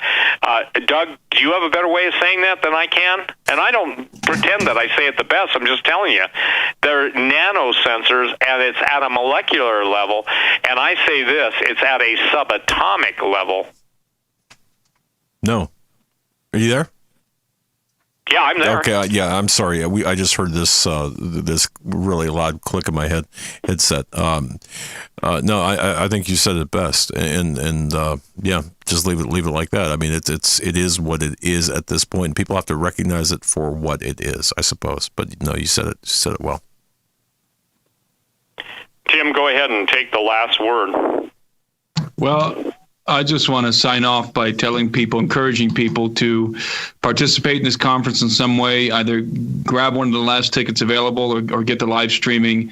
This year is going to follow up on last year's conference. So if you didn't get a chance to watch last year's conference, go over to gen6.com, sign up for live streaming, and watch every session. And there were a lot of sessions, a lot of hours. Everybody presented for an hour and a half. And let me stress, and please don't think that we're being prideful with this statement, but there's no other conference like this. That's in the world. In the world, this conference is unique, and it really is. You're not going to find another conference like this. And we've worked hard to reach out to these individuals and all these different, coming from all these different perspectives. And by the grace of God, we were able to bring them to the table. And coming from China and coming from different parts of the United States to present the material relevant to the transhumanism and the hybrid age. And this is definitely one of the largest conference. It is the largest conference out there in this genre that we're in, and our goal is to overtake the secular conferences, the UFO conferences, and all these other conferences, the Alien Con, and all these other conferences out there. We want to rival these conferences in terms of the popularity, the production, because we're in the last. We are in, and when I say this, we're in the final hour. But I'm not saying that that means that it's all going to end in a decade or even in the next 50 years. I don't know, but we're definitely in the final unfolding of the events of the end times, and we know that, and we can say that confidently because we're seeing the resurgence. We're seeing the resurgence of the golden age. We're seeing the resurgence of the very same sins that led to the flood. And it's only a matter of time. That's all it is. It's only a matter of time at this point before this thing reaches, before the cup is full, before the bowl is overflowing with the same kinds of transgressions that were happening in the antediluvian world. We're accelerating, as Steve was saying earlier. We are in a time of acceleration, and so like Noah, like Enoch. We are, along with all of our colleagues and hundreds of other people across the world, raising the alarm and telling people that they need to understand, as Steve said in the beginning, you've got to understand Genesis. You have to understand how what's coming is simply going full circle back to the beginning. And that's our heart. That's our goal. That's what we're trying to accomplish with this conference. And so, again, be a part of it. Sign up for live streaming. Yeah. Get there if you can. And with that, I'm going to sign off. And Tim, before you do, and I just want to say this, Steve, I think you said it best. My experience from last year is people leaving there, as I did, felt like they were part of, like Gideon's army, as you had referenced, knowledge, the spiritual knowledge or the knowledge about how things fit together. You guys did a fantastic job, by the way. And I think this year. Well, thank you. And Doug, I want to just answer a question I'm getting emails on.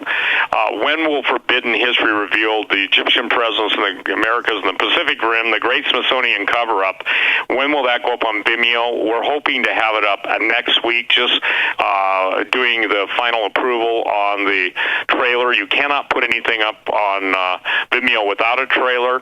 And again, while Tim's in South America or Sardinia, I just want people to understand understand there are projects within projects, and this thing is just compelling me. I felt compelled by God. I know the mockers out there. We will provide and are providing in this Forbidden History Revealed series. You're going to see some mind-blowing stuff, and I'm telling you, without any apologies, when you hear of a 23-foot giant alive in 1877 with and 300 witnesses, and he's got a triangular mouth and tusks and eyes that are vertical slit. I mean, you're talking about the Morlocks, not morons, those are smaller, but Morlocks of H.G. Wells, The Time Machine. And remember, H.G. Wells was an insider, and what did the Morlock do? They raised people to eat them. What did those people look like?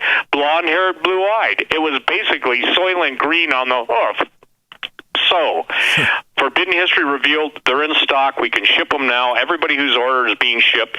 Terminated, by the way, has been getting, people love it, and I sent it to Doug, and they really do love it.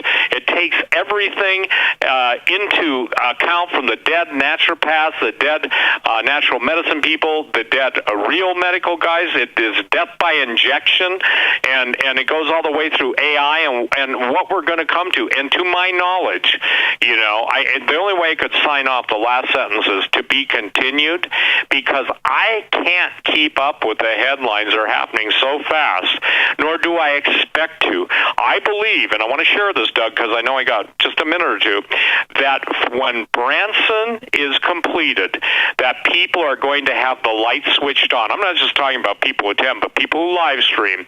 And then those of you who have been waiting for the promise of God to come to pass, look, he didn't use Moses until he's 80, so I guess it's good for me. I got 13 years to go. But the point is that as God is going to bring to fruition the words that he's planted deep within people's hearts, and I feel led of the Lord to encourage you. If God has given you something so deep, he promised you something that has the promise, because it's not yet time. Your time to achieve the word of the Lord that he spoke to you, that you nurtures in faith and withstood mocking on. I can tell you this, anytime God speaks to you, keep it to yourself until you get witnesses, and don't throw your pearls before swine. I'm the only guy I know that's guilty of opening a jewelry store for hogs, okay? And that's how the Lord explained. He said, I never called you, Steve, to be a jewelry store for swine. If you get mad at me, ask the Lord in prayer. Did you give that to Steve? I didn't say that. So here's the thing, you guys. We're out to equip you. And what's going to be neat about Branson, there's a whole, Tim's 34, and I'm 67. So Tim and Owen Schroyer and Gaw and Shamira and some of the younger people, Justin Fall, filmmakers coming up. And I can tell you this, I sit down with some of these guys, and it's the same thing with Tom Horn. We're raising up and releasing the younger generation, the next generation. And so, David Knight, Richard Dolan, I'm excited to hear him. And Pastor Langford will be preaching. And if everything goes well, we're going to have some music by Dino. And Dino's been tasked with the Lord to bring back the old hymns into worship. You know what I do? I encourage myself in the old words. The old hymns. Trust and obey, for there's no other way to be happy in Jesus than to trust and obey. Or all hail the power of Jesus' name. So this is going to be different. Tim told you, I've told you, and Dr. Thomas Horn, my dear friend and the leader of the milieu, is going to be giving the last word, and it's going to be a different time than I think anybody's ever done or ever experienced before. Tim, thank you for coming on. Doug, bless you. Thank you for letting us come on. Again, gen6.com, and Tim, I'm just checking the numbers. There's 165 admission tickets open. And Doug, when people waited the last day, I had guys threaten me. One crazy man, I say, you show up, you're going to deal with probably a hurricane of security guys. He's going to crash it. And why didn't I get a bigger venue? We got the biggest venue in Branson. We tried to get the Grand Ole Opry. It only held a couple more, and they wanted they wanted huge money. I think like $15,000 or $20,000 a day. So, and the last thing I want to say is this: the reason we put go to this extreme and this expense is to give you the best. King David said, I will not offer unto the Lord anything that doesn't cost me something. Someone complained to Pastor Langford that we're too extravagant. God's given us his best. I refuse to give his people second best. God bless you all. Thank you for your prayers. Doug, thank you. And thank you, Steve and Tim. Just a fantastic show, and I for one, am so looking forward to attending this year. And just to see Pastor David Langford preach in person is worth the price of admission. And just to see, I mean, Pastor Langford, obviously a close friend of the show, but any speaker there, anybody who's you've really done. You guys both have done a great job of putting this together. So we're excited. We are excited. All right. Amen. Thank you, Doug. God bless you guys. Everyone. Thanks, Tim. Thank Bye-bye. you, Steve. All right. Thanks for having us on, guys. Hey, hang in there, brother. Thanks, Tim. All right, folks, that'll do it for us tonight. Now, it's going to be a great conference. Joe and I will be there, and it's something like, I got to tell you this: you stand on that stage, and you look out the Mansion Theater, 3,000 people, and to see the I don't know, the spirit out there is just a fantastic time. So. Yeah, they always are. I mean, it always is so great to be able to interact, fellowship, and meet the people who are supporters of the show. That'll do it for us tonight, folks. Yeah, just a reminder, I'm on hiatus on my morning show until August 6th. So thanks. I appreciate that. I'm going to be hearing about some investigation results coming up shortly, and I think it's gonna leave a mark. God bless.